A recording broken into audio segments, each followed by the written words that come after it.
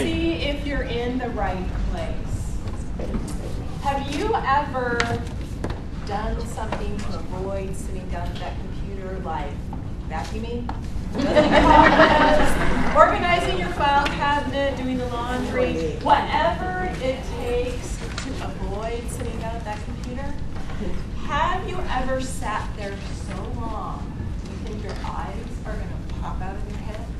You think that the top of your head is going to explode because you've been reading so many emails?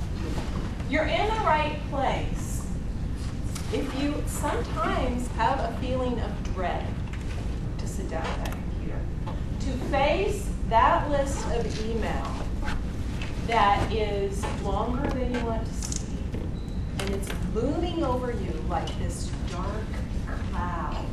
So if you have ever felt those things, then you are in the right place, because this morning we're going to talk about efficient online teaching. I definitely have felt those things, and that's kind of what brought me here, and I sense from you that you felt some of those same things. It's not a good feeling. And so what we're going to focus on is how can we save time in our online teaching?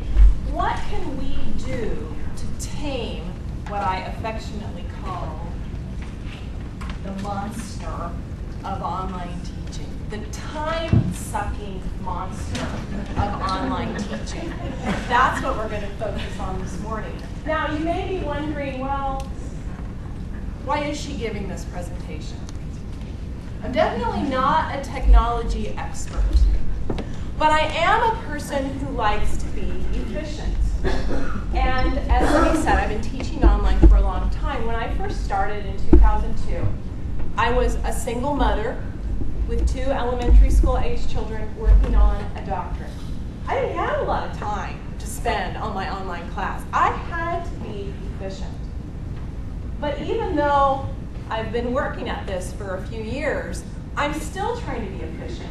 Now my life has changed. I'm the mother of 5 children. 3 of them are teenagers living at my house. I still don't have a lot of time to spend at my computer. I have a lot of other things to do.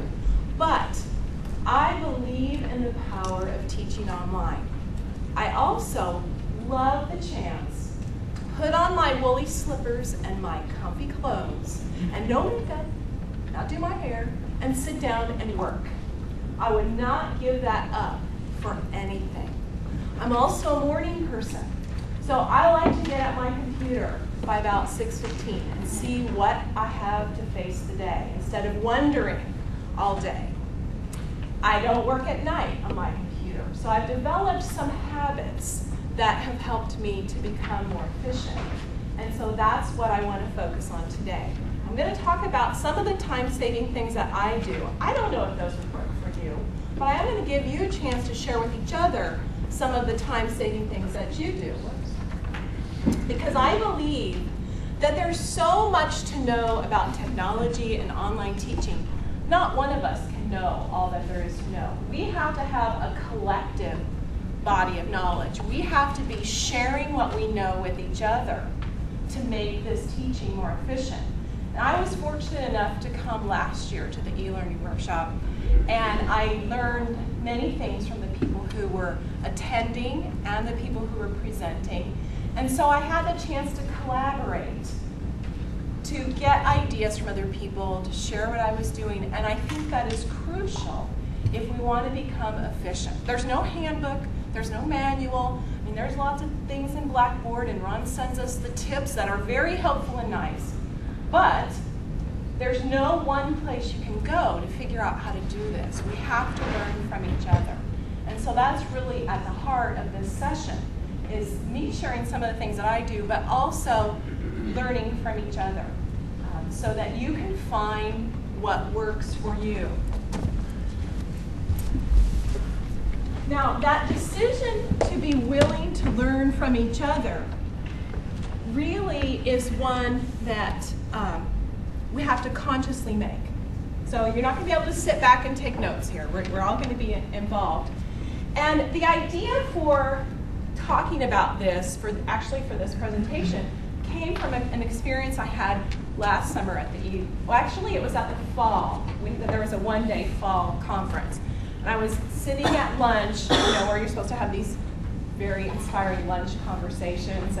And there was a colleague who was new to our department.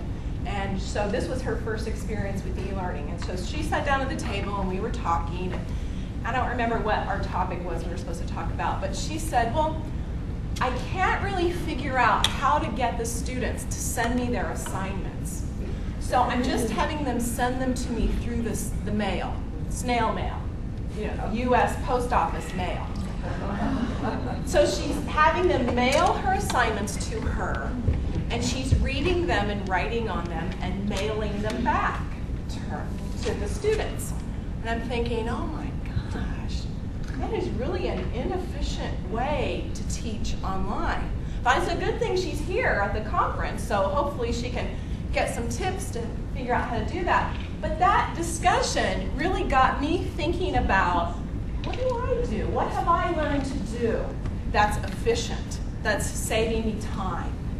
And so one of the things I took away from the conference last summer is that I started incorporating everything for my class within Blackboard. And some of you might be thinking, oh, well, I already do that, or I already did that. Okay, well, that's part of that collaboration, learning from each other and accepting that something that's new for you might not be new for somebody else. But this made a tremendous difference in my online teaching. I was having students email me their assignments into my email account.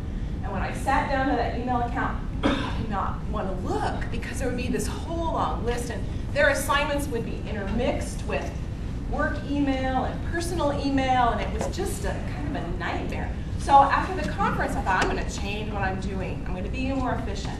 So I have them submit their assignments within Blackboard. Everything is contained within Blackboard.